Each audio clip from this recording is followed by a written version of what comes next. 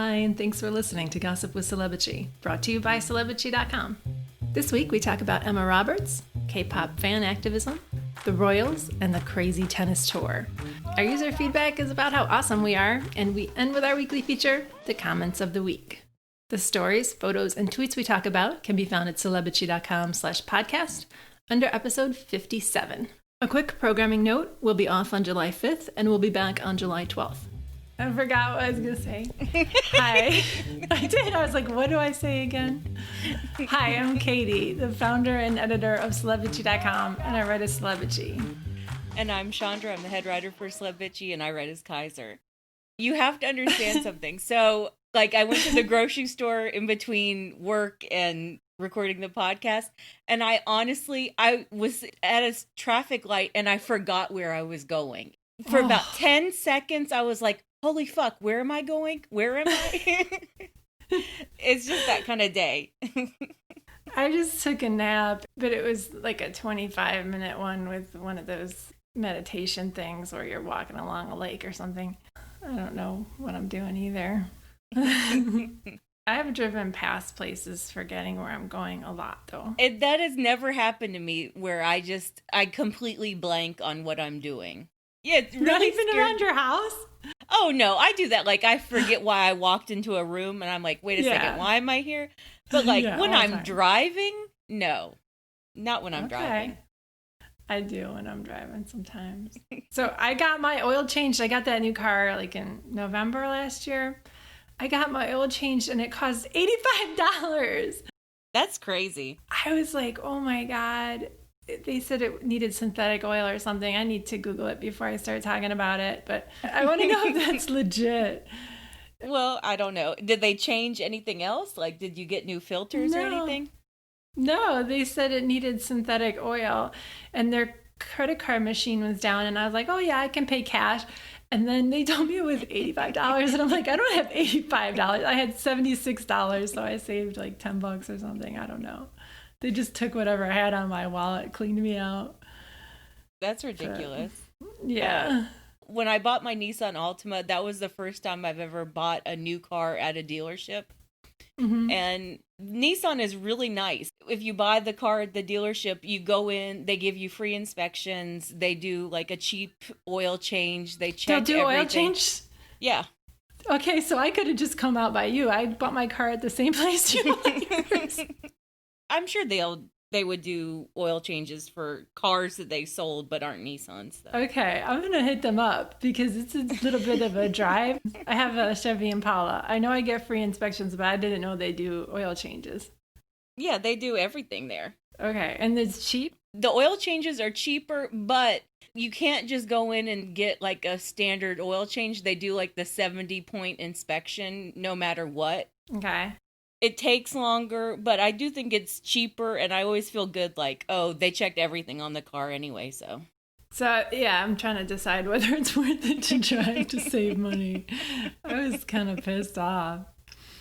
Did you go to one of those chain places, or? So that's the only place to go, and I almost didn't go there. That place had a Trump sign, I think, in 2016, and they haven't since. Ew. When I drove a Buick, I always went to one of those just chain oil change places, mm-hmm. and they were always real nice and real fast. I loved them, but now I just go to Nissan. It's fast, and they're nice enough, but it's it was a freaking fortune. I'm like, $85. There's wildlife near my house. We have a groundhog. Did I tell you about the groundhog yet? No. I mean, do you remember when I had the black guy, Pogu? And he honestly killed 6 groundhogs in one summer. Oh, you called it groundhog apocalypse or something. I remember. Yeah. I mean, they're big. He just killed every groundhog he came across. And it was just one summer. I mean, he went after groundhogs after that. But he got really good at killing groundhogs. I'm sorry for laughing. I'm sorry. It made him so happy to kill one. He would dance around. And Did he bring him to the house? Yeah, he did. Oh! Not to the very back door. He would do it so he was in my eye line. My desk, my office is right by a back door. Mm-hmm. And so he would come in my eye line and he would just drop the dead groundhog and start dancing around. And I was like, oh, Jesus Christ. That's terrible. We shouldn't laugh at that, but it's funny and terrible. No, it was especially bad when I had to like toss them. I'm like, oh God. Oh. I just have one, I think, and I see it running around, and sometimes it goes on the porch. You got that and the hummingbirds. That's like the highlight of my day. My son and I talk about, did you see the groundhog? Yeah, it was on the porch. Well, I mean, it's like, welcome to Virginia. When you have any sort of property, just get animals. There are all kinds of animals all over the place. Yeah, and deer. Oh, I don't like deer, though. They're annoying. All right. Well, this story was just breaking as we were coming on to record. Emma Roberts is pregnant by Garrett Hedlund, and you looked it up. They've been dating about 14 months, but even like when we first heard about them, they didn't seem very serious. It just seemed like a hookup situation. I'm sort of surprised that they were still doing that 1 year later, and apparently they were, and she got knocked up. I don't know about either of them, but okay. I mean, I thought he was a good guy when he was with Kirsten Dunst, and they were like super serious about each other. They lived together, and she was dropping all these hints in interview after interview that she really wanted to get married and have babies with him. And then that was over, and then she was instantly with her Fargo co-star, I always forget his name, Meth Damon. I call him Meth Damon drinks. They're so cute together, though. I love them. His name is Jesse Plemons. I Googled him. It's terrible. I can picture him, but I don't know his name. Yeah, he's a really great actor. Oh, yeah. I always forget his name, though. But, yeah, I'm surprised that she's knocked up. But I've been thinking a lot about athletes, especially like Serena Williams, and this would actually be a really good time for Serena to be pregnant. I think it's a good time for a lot of athletes, high-profile women, to just be pregnant and just like be low-key for a year. They don't have to work. Yeah. I mean, Serena's going to play whatever.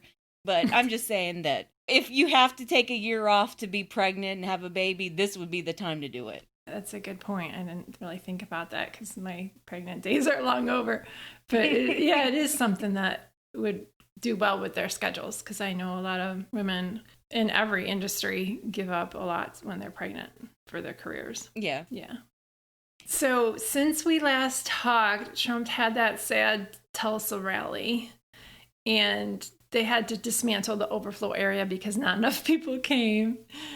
And luckily it was a huge failure because a lot of people registered for it who didn't come. And most of them were people organizing and teens organizing on TikTok and Snapchat with a large K-pop fan contingent, which was awesome. And the Trump people on their registration form did not put a box that you had to be 13 or over. Did you see Silicon Valley where that was a whole plot line? I didn't watch Silicon Valley that much, but I understand why it's an issue, like why that whole age verification is an issue. So the TikTokers, they totally scammed and pranked the Trump campaign, which is completely awesome. I don't want to like dismiss that at all. Mm-hmm. But even beyond that, there was just so little actual interest in his little Nazi rally. Yeah. That makes me happy that at least people aren't still showing up for that bullshit. I mean, 6,200 people showed up, so that sucks. But at least it wasn't 100,000. Yeah. Yeah, that's good. And they did data collection for that, and they can't use any of that data. And that's a huge deal. I was seeing people on Twitter saying how much money they lost through that and how they're going to have to scrap all that data. And all the K-pop people, they got involved with it too. And the K-poppers have been doing so much great work with Black Lives Matter.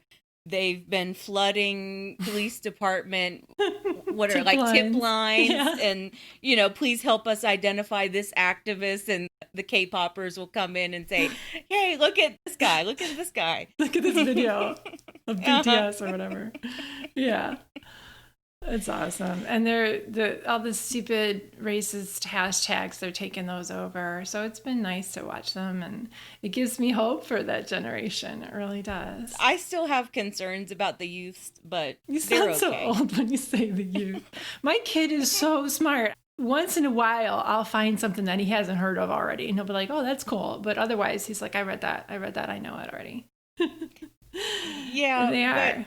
Your kid is very smart. Yeah, he is. He's always been very smart. You. But I do worry about the youth. I do. At the rally we went to, there were kids with Black Trans Lives Matter signs who were from high school. He's got friends who have come out as trans and non-binary, and people are supportive, and it's really nice to see.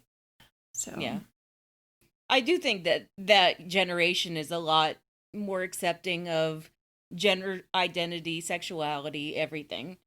They do. I'm impressed with them. So we got to see Harry and Meghan do volunteer work in LA with Homeboy Industries, which was so cool. Yeah, it was really cool. And my first thought was, how long has it been since that Archie book video? And then I was trying to do the math about whether or not she's pregnant, whether or not she would be showing. Ooh, how long has it been? Well, if she was already glowing pregnant during the Archie video, that would have been just shy of 2 months ago. I mean, if she is pregnant, she probably would be showing right now. She would have a little bump, and you couldn't really tell from the photos. The way the apron was tied, it was inconclusive, but I think she may be pregnant. They were far away, and she had the apron and cap and mask on. So, yeah, everyone's like clapping their hands together going, ooh, Meghan, be pregnant, please. We want you to have another baby. Yeah, the Archie video was May 6th, just under a couple months ago, and it would be so good if they have another baby. But they're not going to announce it till she's way far along. Yeah, because they don't have to, because that's the whole reason that they came to America, is so they didn't have to deal with nosy assholes up in their business and up in her womb. Up in her womb. But it was a great cause, and it was great to see them actually volunteering and wearing masks and protective gear and just highlighting a really good organization. It was awesome. Yeah, so Homeboy Industries has training and employment for ex-gang members and people re-entering the workforce after prison. And yeah, they just got them so much publicity, and we're all excited that she's pregnant. So apparently she's known that priest who runs the organization. She's known him for many years. I think that's kind of cool. Through her school, you wrote. Yep. Yeah, nice. So during our Zoom meeting this week, we talked about Harry and Meghan. We always talk about Harry and Meghan. And Tanisha said she had some really good insight about the two of them, and I wanted to play that for you guys. I think Harry wanted a Michelle, because I think if you notice, the women started changing. The kind of women Harry was going after changed after he became friends with Michelle Obama and Barack Obama. And I think he saw them as a couple and was like, that's the shit that I want right there. And that's why he picked Meghan, because he could have ended up with Cressida or the Chelsea chick, but he was like, I could be a power couple. I don't have to have this crown. I don't have to have this title. But if I have a woman that stands next to me and we do this shit together and build together, I don't need any of it. And that's why he chose it. Exactly. I've never heard that before about Harry meeting the Obamas and thinking he wanted to be a power couple, but it makes a lot of sense. I mean, maybe. It's an interesting theory. I think he and Michelle got along very well. I don't know if it was like a conscious effort on his part of saying, okay, we're going to be a power couple. That's who I want to be with. The cat is screaming, but okay. Never mind. They're like, feed me. So, he did pick a really accomplished woman who had done so much charity work before he met her. And, he picked somebody on his level. Aw, I heard that cry. Yeah, that was loud. All right, I'm putting him out again. Hold on. Aw. He is an awful cat. Aw, he sounds so smart. That was Tanisha. I just wanted to say that she has a podcast. It's called the Aha Xperience. AHA like aha, an experience with an X. And I'll link that in the post for this podcast. It's about finding your bliss. And she interviews different experts on that. And it was pretty cool. She did not ask me to promote it. I asked her if I could. That's cool. Yeah. And then we had the big story this week, which was the People magazine cover story. And it was amazing. The cover with Kate on it, it says, Princess Kate steps up the pressure to be perfect. And it was also in Hello magazine, right? Yeah, I didn't even look at Hello's article, though, but I'm sure it was basically the same thing. They always do that. So it was the Tatler article, except told straight with a straight face. Like, we're supposed to buy it that way. Without any shade from rich bitch Norfolk aristocrats. No revenge of the rose bush. You know, it was just... It was poor Kate. She has to be so perfect, but also she's brave in the face of all of this perfection and duty. Oh, yeah. Asinine. Oh, can I read it? Yeah, okay. Go ahead. Catherine is the sort of woman who will take on whatever she needs to. If she needs to step up to the plate, she does that. She does it, and she always has. Those who know her say there is a real core of strength. She did set her mind to the job. But at the same time, she'd have to be superhuman not to feel the pressure. Okay, if she needs to step up to the plate, she does it, and she always has. What a fucking lie. I like that you parsed it out like that. If she needs to do it, she'll do it, but whatever. And every time anyone is like, can you do some more work? Can you do some more charity work? This charity that's one of your patronages is going to close unless you do something with it. She never steps up.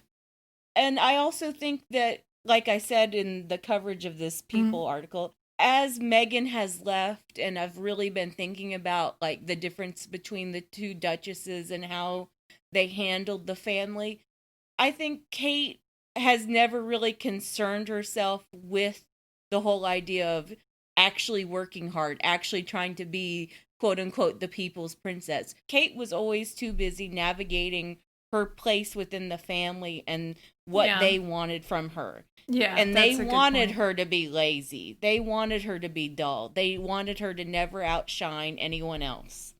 They've been scared of another Diana. Right. Yeah, exactly. And she's done what they expected of her.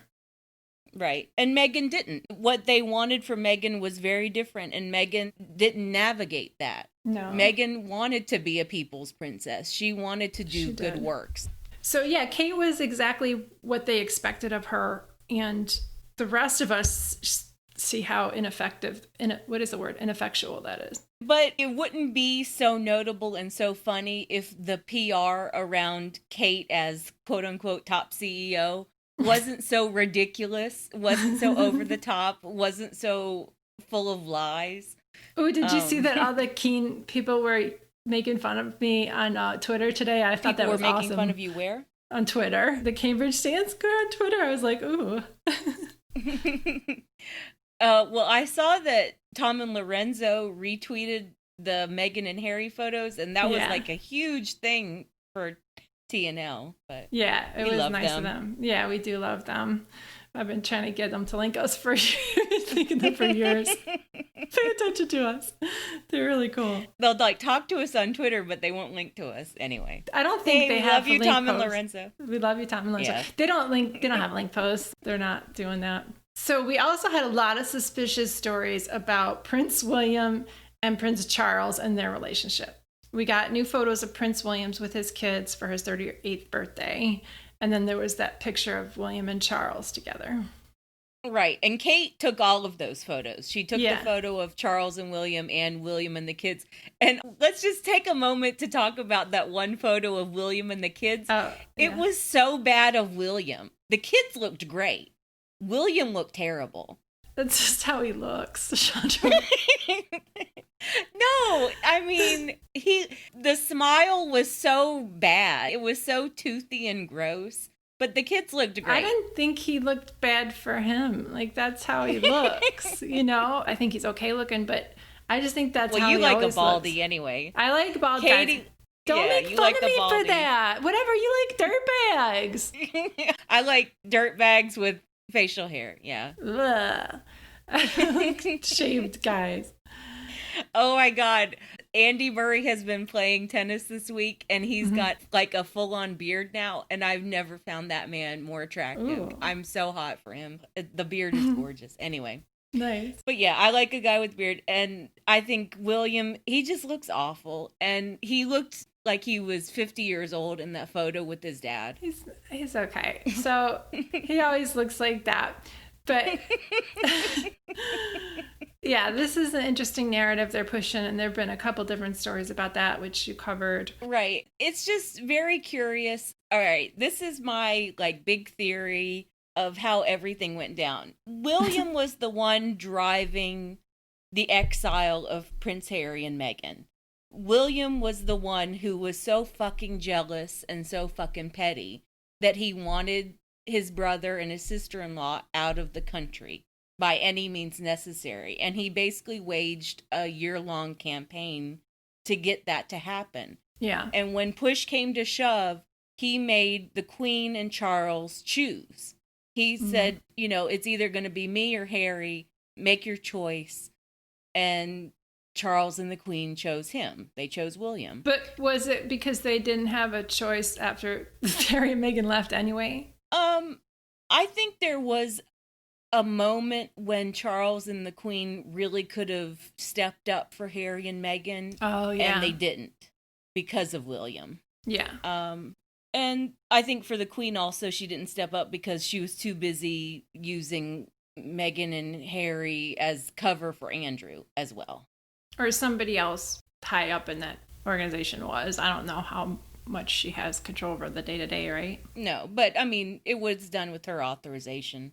Yeah, yeah. But yeah, I think that this is just William doing kind of a victory lap, saying, Harry who? I'm the favorite child now, and I'm the one who's going to get the literal keys to the kingdom. And Charles, you know, this is what you're stuck with. It's just me now. Yeah. And Charles is like, God damn it. So in our Zoom meeting, people were saying that this is the Cambridges trying to get ahead of the Finding Freedom book without knowing what's in it, and that they're just playing themselves, and they're looking worse than if they had just done nothing. So here's a clip from our Zoom meeting, and this is Karen, Tanisha, Amira, Sarah, and Angelina. I do find it weirdly suspicious that now we're getting all these glowing stories about William and Prince Charles.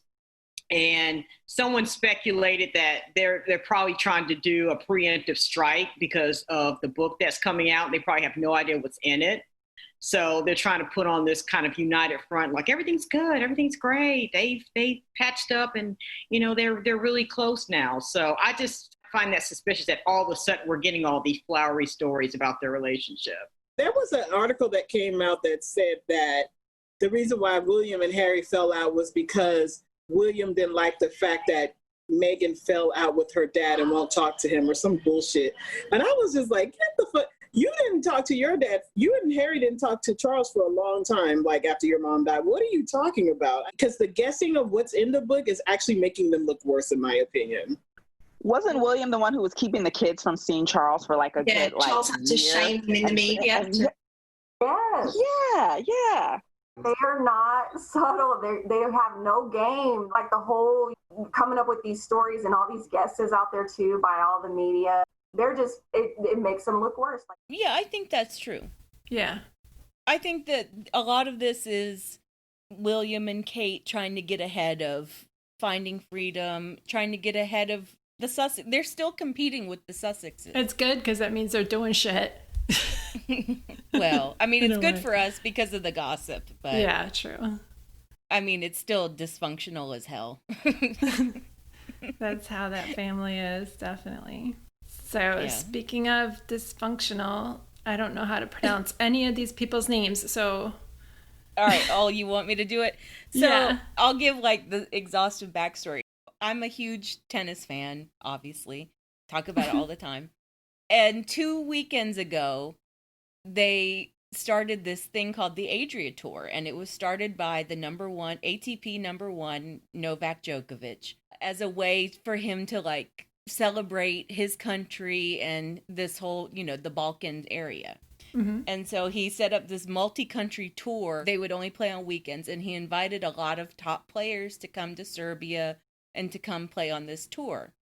And the first stop was Belgrade, which is his home city, Novak Djokovic's city. And all these top players came, and Novak greeted them at the airport with hugs and kisses. No one wore a mask. No one was hand sanitizing. No one was doing anything. So that was like the first signal. There are all these videos of Novak greeting players coming off the plane and like hugging and kissing them. Oof. And it just got worse from there because they were going out to dinner every night. They were partying in nightclubs, shirtless and sweating all over each other. Absolutely no one wore a mask. And then when it came time for the actual tennis tournament, the crowds were packed in like old times. Everyone was sitting very close. No one was wearing a mask. No one on the staff of any of the tournament was like wearing any sort of mask or gloves or anything. All the players were still hugging and kissing on each other. I mean, even if you don't watch tennis, you could just look at I was looking at Djokovic's Instagram, and it's all on his Instagram too. All over all of the players' Instagrams. And so that was just one like 4-day period in Belgrade. And then by the time they got to Croatia this past weekend, all of them looked sick, and they were all playing like they were sick. And Grigor Dimitrov, he left the tournament in Croatia. He went home to Monaco, and he got a coronavirus test, and he announced it on Sunday just before they were supposed to play the final match of the day. And he said, "Yo, guys, I tested positive." And like the eruption in the tennis community, because everyone was like, "We fucking told you so." Yeah. You know, Djokovic, you're an idiot for organizing it this way. So there have been other ones of these tournaments, right, where they had social distancing and they took precautions. Right. And people have been organizing in North America and Europe these very small little exhibitions. And Tennis Channel has been buying up the rights to all these little tournaments. Everyone else has been doing it safely. There was one in Florida where like a drone was actually filming the tennis tournament. There was one in, I think, the Czech Republic where no one was allowed in the stands and the players didn't even touch each other once. You know, they only tapped rackets. That's smart. Yeah, that sounds fine. Yeah. That's how it should be done. There's a tournament happening in Charleston as we speak, and there's no touching, no nothing, and no one in the stands. That's the way it should be done, especially right now in the middle of a pandemic before anyone has any idea about exactly what kind of controls should be used and what kind of testing should be used. Oh, and that was another thing. Djokovic didn't prioritize testing whatsoever. There were no tests. No one was even offered masks when they came to Serbia. Oof. Yeah. And so this little like tennis story that only a few people were paying attention to a few weekends ago became this huge international catastrophe. And it's actually an international incident right now. Like Croatia and Serbia are beefing right now because of this. And it's a cautionary tale for other sports too. Oh yeah. It doesn't take many people to spread it. And so Djokovic is like, he didn't want to take the blame, and now all of these top players are testing positive for coronavirus. And what if they actually have to really deal with health issues for a long time because of it? It's gonna derail their careers. Mm-hmm. And Djokovic tested positive as well. And he's an anti-vaxxer piece of shit. Yeah. Which he's proven by the way he acted in this, by organizing this. Yeah. So we got a really good tip in our Zoom meeting about Shawn Mendes and Camila Cabello. A friend of mine she works for a record company on the PR side of things, and she represents Shawn Mendes, and she is convinced that the relationship is totally fake. She's like, there's no way. We have to time things to like line up when photos of them together are going to leak. She's totally not convinced. She thinks the whole thing is a fucking scam. Sorry to swear. So I know you have strong feelings about them because you think they're so cute together and for real. No, I don't think they're like for real, as in they're totally in love and they're going to get married. I don't think that's real. But I don't think they're completely fake either. I think they genuinely care about each other. They're dating. But I do think that there's a healthy portion of it, which is for PR. They play it up like crazy. But they were quarantining together and they were on Lady Gaga's benefit concert. So, I mean, it does seem like they're together, but if so, they're really playing it up and someone's milking it for PR. Oh, yeah. And I think that someone is more her than him, although obviously being in a relationship definitely helps him and helps his image. Yeah, she needs it because she has like 2 songs which are popular and both suck, and she has no personality and she can't sing. She's an asshole. Well, too. And plus she's also like accused of being racist as She hell. is racist and an asshole, so. Oh, and you would like to know this. It came up in the Zoom meeting that her bangs are terrible. Everyone hates her bangs. Oh, her bangs are awful. Yeah. Like, she just needs a cuter haircut overall. She would be cute, but her styling, and her bangs are terrible.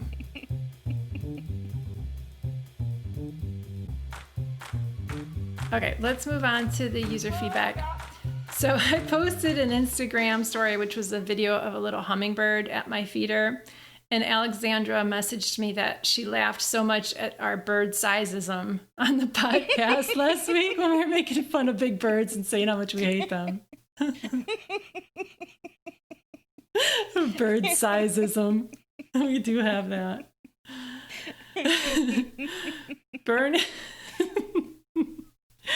Bernie Bean commented on our podcast post that the addition of clips from your weekly Zoom chats is a nice touch.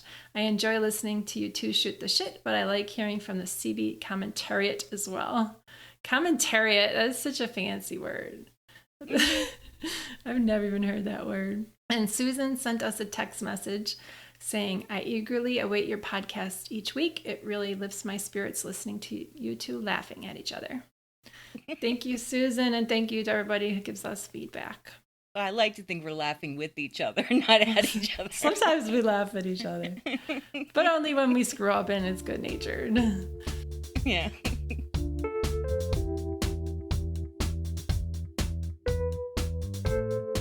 So let's move on to the comments of the week.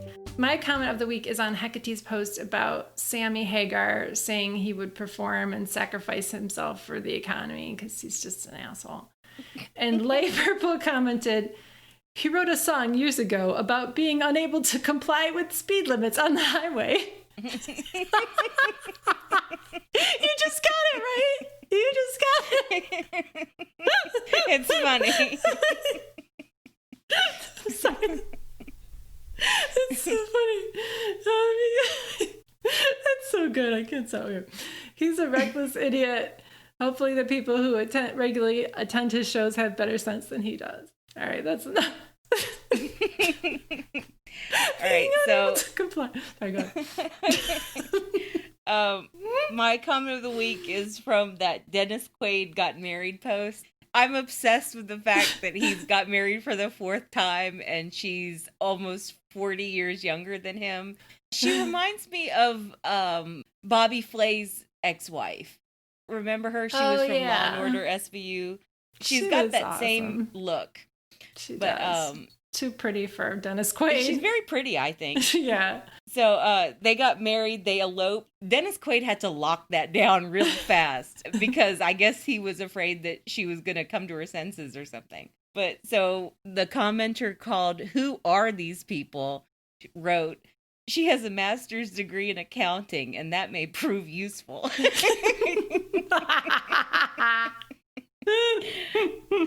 The thing is that I don't even think that Dennis Quaid is like super rich. He probably has some money, but yeah. I mean, I still hope that she takes him for all he's worth because no fool like an old fool, but yeah. I can't imagine he's easy to live with. He seems like he'd be really controlling. Yeah, I can't imagine being 27 and marrying a 66-year-old that you're going to be his 4th wife. I can't. No. Yeah, have some perspective. Yeah, if you're 27 years old and you're beautiful, don't waste that on a 66-year-old. Don't do that. Yeah, and it's not like you could even say you grew up watching his movies and fell in love with him there, because what has Dennis Quaid been in? Or you're going to be like, oh, wow. Like, she probably saw, what, Parent Trap? Parent Trap. I'm like, I can't even name his movies. All right, thanks for listening, bitches. Thanks, bitches. And fuck the police. No. Fuck the police. Definitely. Thank you for listening to the Celebrity Podcast. Please rate, review, and subscribe wherever you listen. If you like us, please turn off your ad blocker when you visit our site. You can text us or leave a voicemail at 434-218-3219. Our music is from AA Alto, Maiden, and via Premium Beat and Sound of Picture. Thanks again. Are we going to end that way every time? Like, thanks, bitches, and fuck the police. Yeah, that's good. Let's keep doing that. All right. Bye. Catch you later. Bye.